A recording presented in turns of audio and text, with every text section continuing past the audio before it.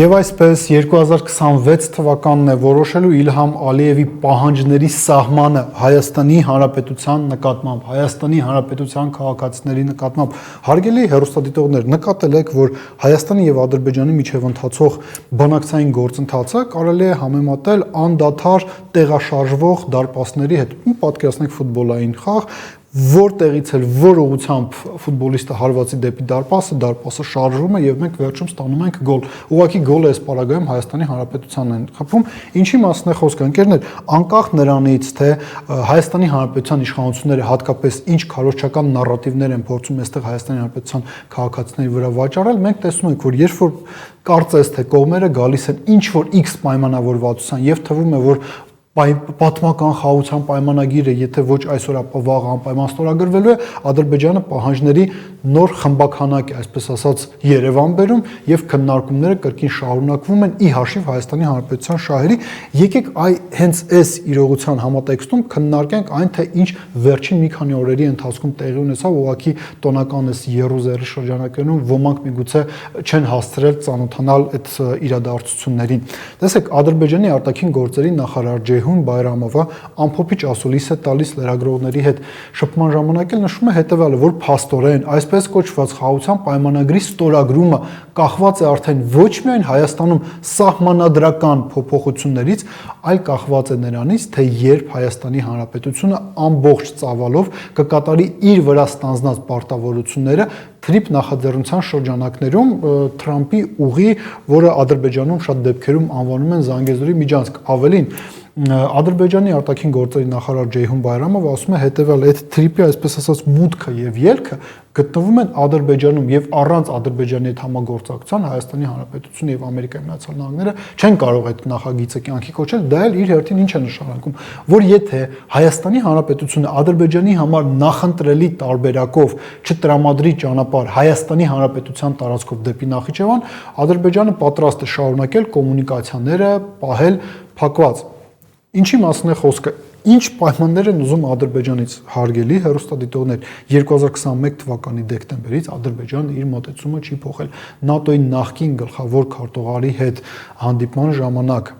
Յենս Ստոլտենբերգի հետ հանդիպման ժամանակ Ադրբեջանի նախագահ Իլհամ Ալիևը փաստացի ասել է, որ իրենք ուզում են Հայաստանի տարածքով ստանալ նույն տրամաբանությամբ գործող կոմունիկացիա, ինչպիսի տրամաբանությամբ գործում էր 2020 թվականի նոյեմբերի 10-ից մինչև 2022 թվականի դեկտեմբերի 12-ը Լաչինի միջանցքը, այսինքն առանց մաքսային եւ սահմանային վերահսկողությամբ։ Այս են ադրբեջանցիները պահանջում եւ իրենք նշում են հետեւյալ, որ եթե Հայաստանը կյանքի չկոչի իրենց պահանջները, ապա իրենք հրաժարվելու են կյանքի կոչել իրենց մասով պայմանավորվածությունները, որոնք ձեռք են բերվել օգոստոսի 8-ին, դա կրկին ասենք նշանակում է, որ Ադրբեջանը պատրաստ է փակ պահել Հայաստանի Հանրապետության հետ սահմանները, կոմունիկացիան ուղիղ այնքան ժամանակ, մինչև օգոստոսի 8-ին Հայաստանը իր վրա ստանձնած պարտավորությունները կյանքի չկոչի։ Եվս մի կարևոր նրբերանգ կա, որի մասին եւս ցավոք սրտի Հայաստանում այդքան շատ էլ չխոսեցին, ցանկացած իշխանություն ինքը ունենում է անկախ դրանից մենք խոսում ենք Հայաստանի, Ադրբեջանի, Ռուսաստանի, Ամերիկայի Միացյալ Նահանգների իշխանություն, այսպես կոչված խոսող գլխների ինստիտուտ, այսինքն որոշակի բաներ, որոնք դու ցանկանում ես հանրայնացնել, բայց դա դեռ չպետք է անեն պաշտոնյաները, տարբեր փորձագետների, վերլուծաբանների, լրագրողների շուրթերով դու հնչեցնում ես։ Հիմա այդ տեսակ երևույթներից մեկը Ադրբեջանում Ադրբեջանի նախկին արտաքին գործերի նախարար Տոֆիկ Զուլֆուգարովն է, ով բավականին հետաքրքիր հայտարարություն է արել։ Տեսեք, հիշում եք, չէ, վերջերս պաշտոնական Թեհրանը եւ պաշտոնական Մոսկվան փաստացի բավականին կոշտ գնահատականներ տվեցին թրիփ նախագծի վերաբերյալ, Իրանից ընդհանրապես ասում էին, բաց տեքստով ասում են, որ թրիփը դա նույն Զանգեզուրի միջանցքն է, Ռուսաստանից էլ մի փոքր ավելի այլ մոտեցում ունեն եւ նշում են հետեւյալը, որ դա ելնելով նրանից, որ Հայաստանը ԵԱՏՄ անդամ է, ելնելով նրանից, որ ռուս սահմանապահները կան հենց այդ հատվածում Հայաստանի, որտեղ եւ պետք է անցնի Թրամփի ուղին, իրենք նշում են հետևյալը, ինչպես նաև այն հանգամանքը, որ Հարավային Կովկաս, Հարավ-Կովկասյան երկաթուղիներ ընկերությունը կոնցեսիոն պայմանագրով տնօրինում է Հայաստանի Հանրապետության երկաթգծերը, ռուսական կողմը նշում էր հետևյալը, որ առանց Ռուսաստանի այս նախագիծը չի կարող կյանքի կոչվել։ Ինչ է ասում Տոֆիկ Զուլֆուգարով այս ամենի վերաբերյալ, հարգելի ընկերներ, Ադրբեջանի նախկին արտաքին գործերի նախարարը ով կրկին ասենք իրենց իշխանության խոսող գլխներից մեկն է, նշում է հետևյալը, որ ոչ Ռուսաստանը, ոչ էլ Հայաստանը իրավունք չունեն ընդհանրապես այդ երկաթուղու վրա, որը պետք է մեղրիով անցնի, նշում է հետևյալը, որ ըստ իրեն սովետական ժամանակաշրջանում այդ երթուղին, այդ երկաթգիծը ադրբեջանական խորհրդային Ադրբեջանի երկաթգծի բալանսի վրա է եղել, այսինքն նա ասում է, որ Հայաստանի Հանրապետության տարածքով անցնող կոմունիկացիան դա Ադրբեջանի սեփականությունն է եւ Ադրբեջանը պետք է տնօրինի այդ սեփականությունը։ Կրկին ասենք, սա վկայում է այն մասին, որ ադրբեջանցիները հենց միջանցք են ուզում Հայաստանի Հանրապետությունից։ Եվ այստեղ մենք պետք է նշենք նաեւ հետեւյալը, հարգելի ընկերներ, ամենակննարկվող հարցերից մեկը վերջին շրջանում փաստացի հետևյալն է եւ իշխանություն, ընդդիմություն փաստացի արճակատումը հետևյալի մասին է։ Իշխանությունները փորձում են համոզել, որ գալիս է բենզին, գալիս է ցորեն։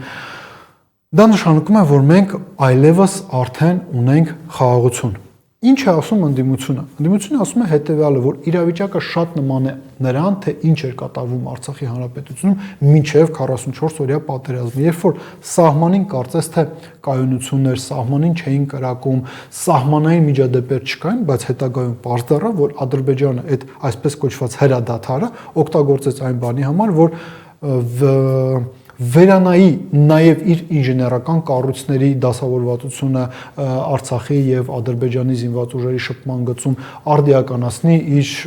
ռազմական պաշարները եւ վերջում մենք ստացանք 44 օրյա պատերազմ դրանից հետո մենք արդեն ստացանք 2023 թվականի Արցախի էթնիկ զտումը եւ շատ փորձագետներ նաև հետեւյալ հարցն են բարձրացնում. Արդյոք մենք իսկապես մոտեցել ենք խաղաղության, թե մենք պարզապես հրադադարի իրավիճակում ենք, չէ պատերազմի իրավիճակում ենք, Ադրբեջանն էլ անդադար նոր պահանջներ բերելով գալու է մի իրավիճակի հանգեցնի այս իրողությունները, որ պատերազմական գործողությունները կշարունակվեն։ Այս հարցի պատասխանը